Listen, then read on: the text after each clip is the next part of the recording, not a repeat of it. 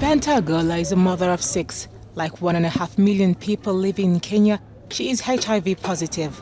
She heads every day to this clinic to take her dose of antiretroviral treatment. Despite the oral pills being essential to patients, the Kenyan Health Ministry estimates that 500,000 of them do not receive their medicines. Many are held back by the fear of stigma. Kenya is trialling injected drugs which only need to be given once every 2 months. We're having the drugs in my bag anymore, no one will realize I'm positive. And this one will also make people who are still hiding themselves to come out and go take the drugs because they're afraid to go for drugs because of rejection and discrimination or even stigma.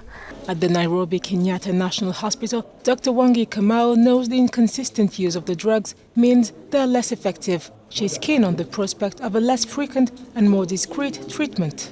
We actually have adolescents who stop taking ART when they're in boarding schools. So for these adolescents who are in boarding schools or even young people who are in campus, it would be very easy to have the medication on a monthly basis and just have the injection and nobody would know that they're even living with the virus. A trial of 160 patients is underway in Kenya. The first one was injected with the drugs rilpivirine and cabotegravir back in March. If generalized, the treatment could help avoid antiretroviral therapy pill shortages. We've had instances where we've had shortages in the ART because of some donor issues or some issues with the government and clearing the medication.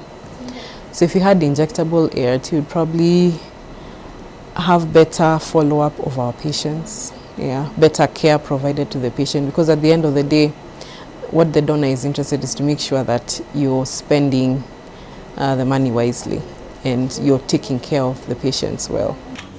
The antiretrovirals are already approved in the UK and in the US, but African specialists believe it is important to assess the performance of the injectables on Africa. Like Kenya, Uganda and South Africa are also trialling the injectables. The exercise is still on the experimental stage. Once it is completed, it will advance to deciding which patients are to be on injectable antiretrovirals.